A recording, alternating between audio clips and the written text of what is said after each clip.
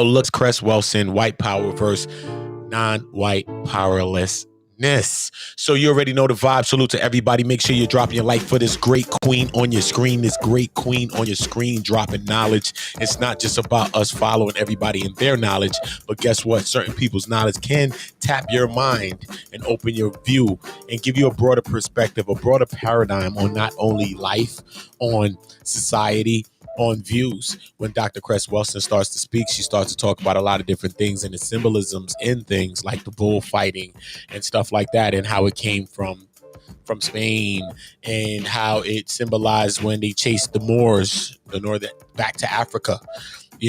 So the bull and the killing of the black bull, and the bull being the symbolic and the symbolism of the black man. And even in some cultures, how some things, how they eat the bull, the balls, the testicles of the bull as well. So there's many things that's going on with topics like this. But I do want Dr. Frances Cress Welsing to speak her own mind. But remember, do the knowledge, do your research, check out everybody that we do direct on the screen. And when you hear great leaders and great queens and kings speak about other people that they look at and they deem as great minds, make sure you're researching those minds as well, because you might uncover some more history that you may need. So listen, let's get right back into part 2 of Dr. Frances Cress Welsing, white power versus white powerlessness. He multiplied by 5 if he could support himself and 5 wives. Do you understand? But under the conditions of war, if the war is attacking the people in general and the men in particular, then the answer is, when the men are disappearing, intensify the war against the enemy. Do you see? And then when the war is over, we can see how many men and women link up together. But this is war. This is war. When this war attacks in this way, the black male many times will leave out of pain and frustration. The black female, in her pain and frustration, is in the house with the children. If she didn't understand white supremacy and was taught about Dick and Jane and Spot and Puff and everybody is equal, you see, then she's very upset, because things haven't worked out the way that she thought at the time that they got married. She's very upset, and this frustration and anger is going to hit the male child. And she'll say, there you go, acting like that no good father, right? She's not a bad person. The father's not a bad person. They are victims of white supremacy without understanding in depth what is happening. So this attack on the black male child, and then he goes to school and the teacher attacks him there. She's frustrated at home, mother's frustrated. So the little male child starts thinking, this is a no-win position. Mother, will you please put some fingernail polish on my nails? Put some curlers in my hair. Let me wear those earrings. And white supremacy is standing on the sidelines cheering. Do you see? Because if that is intensified, then the situation will move from passivity to effeminization to bisexuality and homosexuality. And so we now have epidemic levels of bisexuality and homosexuality, not because people are nasty, not because people are bad. White supremacy says this is a war. The ultimate outcome that I'm looking for is genocide. If I produce bisexuality and homosexuality, I will eventually get genocide. That's exactly what I want, because that will allow for genetic survival.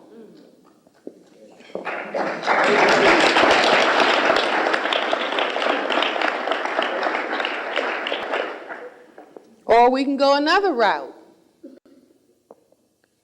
Mothers at home with the children, black male child, black female child, mother's unhappy and depressed, the children are unhappy and depressed, the little boy, somebody says to him, here, have this will make you feel good. And so white supremacy has put the drugs out here, knowing what is happening. So they put the drugs out here so then he can go to step 2. I don't have a job, but I can make money selling drugs. White supremacy said, this is my trap. I'm setting them up. Where I really want to is eventually get them in jail. If I have them in jail, then I'll run the South Africa game. In South Africa, the men are in the work camps, and the women are in the Bantu stands, and here the women are in the projects, and the men are in jail. They're not together, and so that also amounts to genocide. Do you understand? White supremacy is a gigantic, sophisticated system for white genetic survival. It is not a joke, it is war. We can win a war if we can decode the plays. White supremacy also said, if I leave the mother alone, she's overwhelmed, the children won't get sufficient emotional support, I can produce sex obsession. See how quiet it got? Even the breathing stopped. See, we're making this thing scientific. They're going to look up and we will have solved this problem. Okay? If you deprive children of adequate lap time, you saw the little baby that was up on the stage? That little baby is real cool. You lift it up in the air and it doesn't even make a whimper. That's because that baby has a whole lot of lap time. Parents stand up and take praise, okay? But if you don't give children, and it's not because parents are bad, it is because we are under the horrendous stress of war. And if children do not get their emotional needs met, then they're moving around and walking around as something is missing in the area of the solar plexus. And so here's one child and then somebody else next door has the same problem, then they will meet under the porch and have sex, trying to get a sense of human closeness that the white supremacy dynamic deprives us of. For example, if we just go back, 6, 8 generations, we were smack into the slavery phase of white supremacy.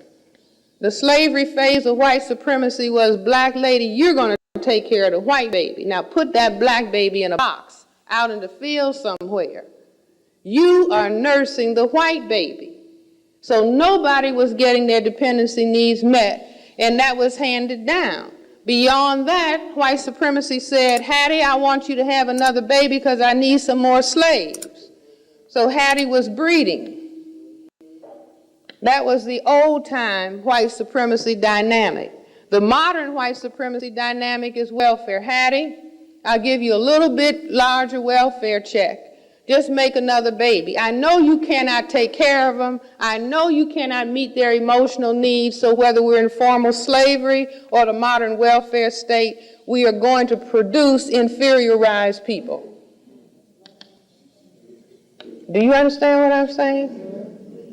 Because if you pile children one on top of the other, you're going to produce somebody that is vulnerable to drugs, alcohol. White supremacy understands this. You see, white supremacy does studies. The more children you have, the lower the IQ level of the individual child. They know that. But this is about what? White supremacy. And it really is about genocide to a certain extent, but you cannot be superior unless you have people around you who look inferior to you. So you don't get rid of all the people. You just get rid of enough so you don't have a problem, but you want to keep looking at them and say, look at that, look at them. Yeah, look, see, I'm superior to that, look at them. Now this is the game that we, have to outsmart. So, what do I propose? Because we are in a giant chess game. And I think that chess is a very excellent analogy to white supremacy. Why? Because in chess, the white side always moves first. So that means that they're playing offense, defense, and black has to play catch-up defense, offense, right? But that's okay, because you can win from the black side of the board if you understand the game.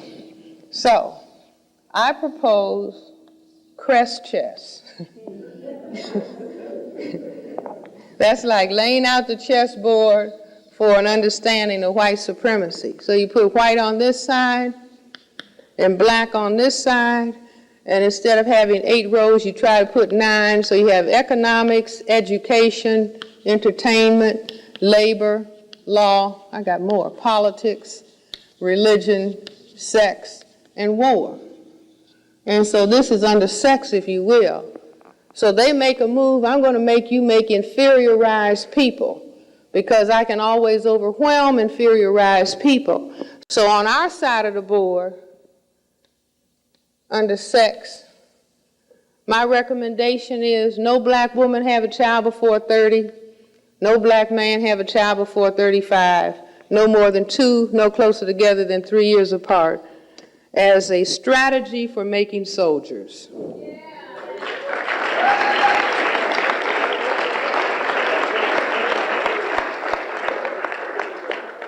See, he has some old parents. See, that's like you can tell little children who have been reared around their grandparents. There's a difference between somebody who is 14 and somebody who's 34. Make no mistake about it.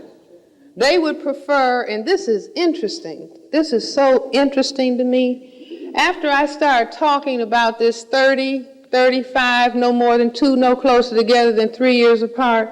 Now, you know how they have on TV, they bring up the black lady who has 15 children. Hattie, you're on welfare? And you got all these children that you can't take care of? You see what I'm saying? That's Donahue and Sally, Jesse Raphael, and all the rest of them, okay? So Cress Welsing comes along and says, black people, no more than 2, no closer together than 3 years apart. You would have thought that they would have put me in all the newspapers. What begins to come out in the newspapers? Recent study, we think it's all right for the black teenager to have children. That this is an all right solution. No. Do you see what I'm saying? The minute we begin to figure out some plays that'll work, they try to take us back to checkmate. I found that absolutely fascinating. There they were talking about no teenage pregnancy, and the minute we say, yeah, we're going to adopt that strategy to make soldiers, then they will put in the paper some study that says, oh, it's cool if the children have children. No, it is not cool. Okay, it is not cool because somebody who is a child cannot teach emotional maturity. You have to have emotional maturity to fight a war.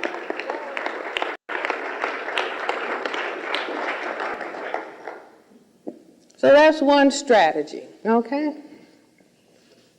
Let's go back to this chess game. Chess, to make a long story short, is about white king, checkmate black king. The reason that I say it is that if white always moves first, it's not sufficient to say that the game of chess is about checkmating the king. White is making the aggressive or the offensive attack.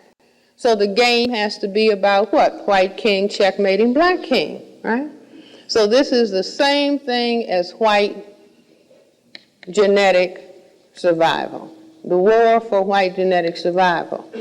Okay, on this side of the board, they say, well, we have produced people who didn't get enough lap time, and we have made them sex obsessed. So now, and then our Secretary of Agriculture, Mr. Butts, already announced, all black people want is tight pussy, loose shoes, and a warm place to piss. Is everybody familiar with the fact that he said that? Okay. So they knew that we were sex machines, and even James Brown said, get on up, sex machine, and we get up, right? Okay. So they know what they're doing. They said, well, now, right, this will be a perfect strategy.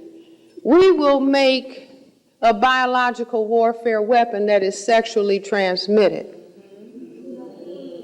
They are so sex obsessed that they'll be saying, I gotta have some, I don't care. I'm not using no condom. Do you all understand? See, they make us, and then they make the weapon to destroy what they've made. But then I found out, through a little book that I found in 1987, that was published in 1969. It was a book done by some people in Britain called A Survey of Chemical and Biological Warfare. And in that book, God led me to the little bookstore, led me to turn immediately upon opening the book to the page that discussed vervet monkey disease. Vervet is Latin for green. You know that green monkey they say was in Africa and started the whole thing? That was a lie. But the vervet monkey disease that this book talked about is described in this way: a disease unlike any other organism, unaffected by any antibiotic substances known, can become an infectious disease in man, can be transmitted venereally, that means sexually, candidate for biological warfare. Do you understand? The book was published in 1969. When I mentioned it to people in New York, go to the publisher, get as many copies as you can, I understand that they were told 1 copy per person, then people had to sign their names to get copies, and now you can't get the book. Do you understand? Warfare. Under the 8th area of activity, that's cocaine, crack, marijuana, ice, or whatever they're going to invent next. Do you see? Just like under sex and war, they're going to put out a new virus called Ebola, E-B-O-L-A. And we're supposed to believe, oh, this is another virus out of Africa. Oh, just imagine, another monkey is making this virus. Right. Don't you believe it? Every time another virus comes out, you say biological warfare. Just like the Tuskegee syphilis experiment that ran from 1932 to 1972. The Center for Disease Control in Atlanta and the U.S. Public Health Service, the 2 groups that are now running the AIDS virus campaign, gave black people, meaning allowed black men who were diagnosed as having syphilis, to believe that they were going to a clinic to be treated for syphilis, and they were not being treated, and so therefore they went home and passed syphilis on to their families. They died of it, as well as some members of their family. That went on for 40 years. You see, so if anybody comes, well, are you talking about a conspiracy, Dr. Welsing?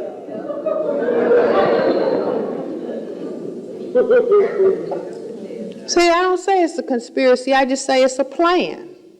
It's an aspect of the plan for white genetic survival. You see, just like what happened to the Semites of the Jewish religion, a plan for white genetic survival. Why? Because in Europe, the Semites of the Jewish religion were considered to be not white people. They were considered, the word Semite comes from the Latin prefix semi, which means half. Half what?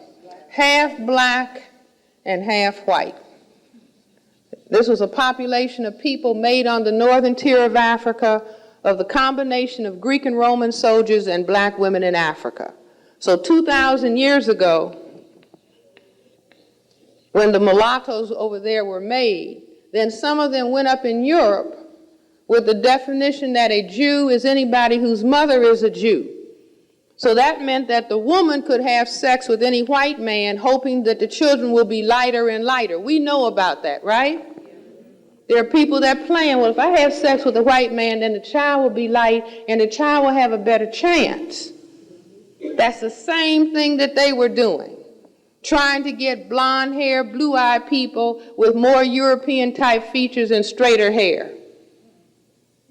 But 2,000 years later, Adolf Hitler came along and said, wait a minute. You all are about to participate in causing us to have genetic annihilation. So we're going to kill you. We're going to kill 11 million of you. They succeeded in killing 6 million. I recommend for everybody, go to your video store and get a video of the Wannsee, W-A-N-N-S-E-E, Wannsee Conference. It's a German docudrama that describes the government sitting down and planning carefully how they were going to kill 11 million people. They succeeded in killing 6 because they were not considered to be white. Now, because somebody looks white to us does not mean that white people are thinking of them as white. I was just in New Orleans and talking to the people there about, because there was a lady in New Orleans, a black lady who was so light that she could pass for white. So she said, why should I be black? I'm going to go to the court and get my classification changed. And the court said, I'm sorry, ma'am, you're going to have to stay black. Why? Because if you are carrying even little bits of African genetic material, over time, all those little bits will begin to add up, and the population will experience white genetic annihilation. Are you with me? So I say that we need to get very sophisticated and understand what that dynamic was all about, and not waste our time attacking other people that the system says are not white. Because very interestingly, white supremacy dropped the atomic bomb on the Japanese, right? Second World War, Japanese-speaking non-white people. They reached the 1980s and 90, and they have all kinds of anti-black literature and anti-Semite. The Semites of the Jewish religion lost 6 million. That was 1/3 of their total world population. They're busy yelling about Jesse Jackson and Farrakhan, having said nothing to the Nazis. Do you understand? So this is fear. The Japanese-speaking non-white people want to embrace white people and want to be accepted by white people, but white people drop the bomb on them. The Semites of the Jewish religion were killed by the white people with the cooperation of the European powers and the government over here. But they want to still embrace and be accepted. So they spend their time attacking non-white people, and the Japanese spend their time attacking non-white people and hoping that everybody will be classified as honorary whites. Do you follow me? Because everybody is afraid to look at the white side of the chessboard and even talk about white supremacy. Why? Because we are all afraid. Are you all with me? Yeah. We are not going to make any progress. I don't care what any of the people who are classified as non-white are doing. They are not the enemy. Now, this lesson needs to be taught in South Africa, all over Africa, all over this area of the world. What are we doing with our frustration and anger? Killing one another. White supremacy said, we're going to run a real fast game on them in South Africa. Now, they've been pleading to let Mr. Mandela out. So let's say now, well, we're going to run on these people. Is we're going to smile at them. And we're going to let Mr. Mandela out. In the meantime, we are going to arm different groups of them. And since we have spent so much time teaching them to hate black and to love white, that once we put these weapons in their hands, then they will kill one another, and we'll just lay back and say, we can't give one man, one vote to that. Do you understand? Same here. White supremacy functions with a minority controlling a majority by dividing and conquering. If the non-white people on the planet did not fight each other, white supremacy would stop tomorrow. Do you follow what I'm saying? So these are very important lessons. Oh, I see. You all, it's after midnight. Very important lessons that non-white people have to master. We have to leave each other alone. That's like black men and women. Leave each other alone.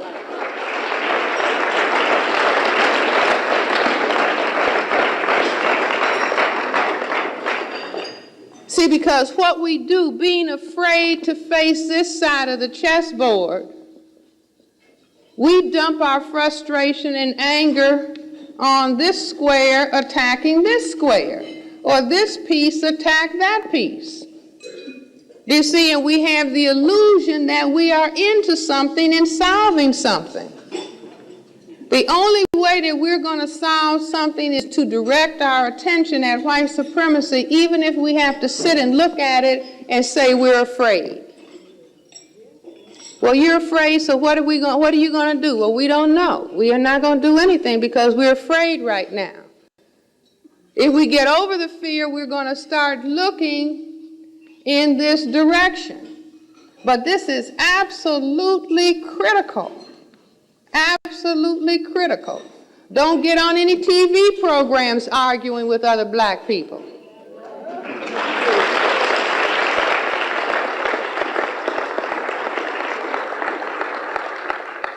See, because that's a game that they play. Oh, Mr. and Mrs. Smith, you're going to come on and talk about racism.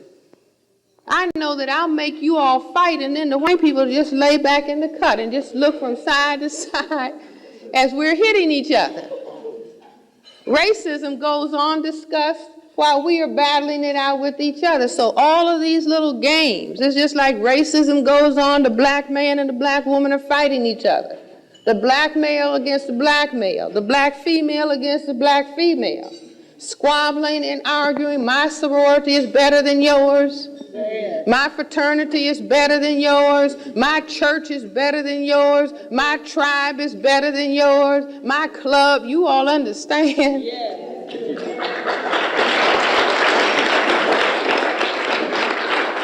My car is better than yours. It'll run faster. It costs more. You see, all these little things that we get all caught up in, as though it means something, so we don't have to look at white supremacy. And this is the fuel that keeps white supremacy moving. Because figure, fewer than 1/10 of the people on the planet, how can they hold down all of the people?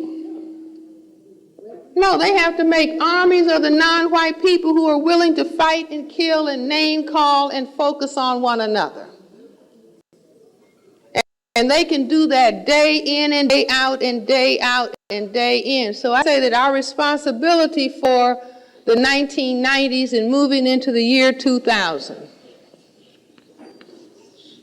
that we have to understand white supremacy, what it is, but then we have to go to this level and begin to deal with the behaviors and the activity in the area of black self-hate, or non-white people self-hate all over the world. The people in India, you're light and I'm dark. You see, and so we're going to be in different castes, and my caste is better than your caste. We've got the same foolishness going on here. White supremacy set it up. That's why white supremacy will move amongst black people. The white male will have sexual intercourse or rape the black female and start making a whole lot of lighter colors. Then telling the lighter colors that you're closer to white, and so you're better. And so now you all squabble and fight. These are tricks of white supremacy. So South Africa says, well, we have a colored population. See, and if white supremacy gets real swift, they'll start lining up the people based on color and say, well, you actually, our anthropological studies tell us that you're not quite black. And so you can reclassify into group K1324. Do you see what I'm saying? They'll run that. you will have a better chance to get a job. Your job will not be taken by the Eastern Europeans who come over here. Do you all understand? Any little play, we have to say, oh no, we're not interested in that trick. We know what that trick is. We are not going to fall victim to these white supremacy plays. I don't know where to stop or to go.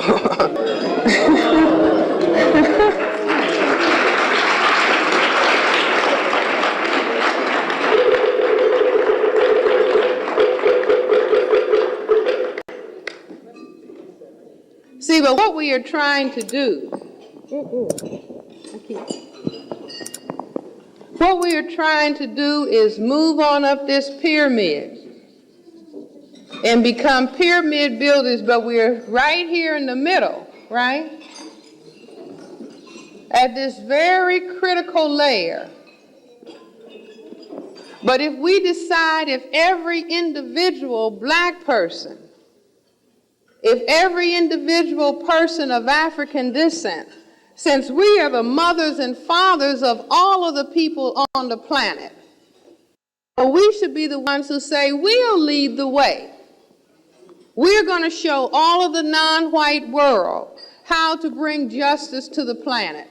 And so we don't have to join any club, but we will start engaging in these exercises of not name-calling one another, not squabbling with one another, cursing one another, being discourteous and disrespectful, not fighting one another, not killing one another, not throwing down trash, not having children think they can be parents. We can lead the way so that all the other non-white people, well, we might as well follow our black parents. See, we might as well let them lead us to justice. And then this thing up here, this all-seeing eye,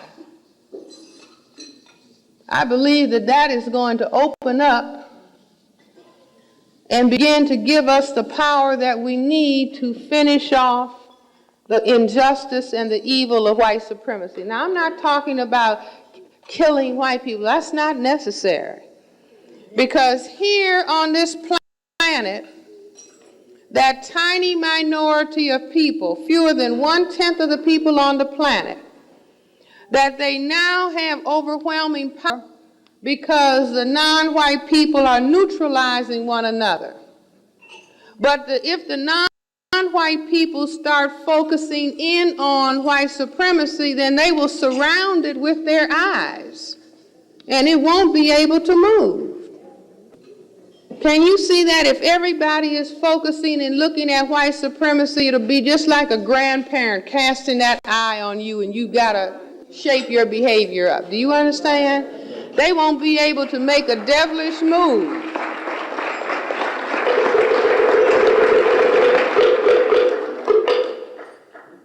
You see, but if you follow the media is saying, now, black ladies, you don't really need a black man.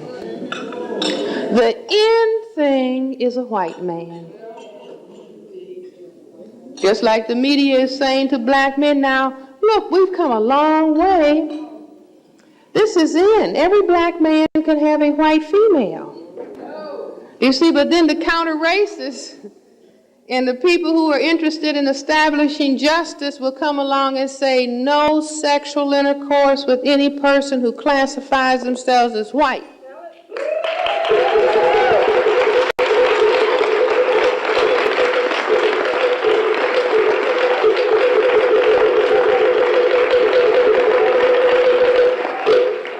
Until such time that white supremacy is eliminated on the entire planet. Now, if you think that that doesn't mean something, I gave a talk some time ago at Washington State University in Yakima, and it was a large white audience. And so Neely Fuller had put this in his book, The Textbook for Victims of White Supremacy. He said, Francis, you can experiment. Just try. Just say that one time and watch what happens. So I suggested that. And two white gentlemen in the audience jumped up and, no, we can't have that. I said no sexual intercourse between black ladies and white men until white supremacy is eliminated on the planet. And they jumped up and were about to have a stroke. Ladies, that might be our most potent weapon.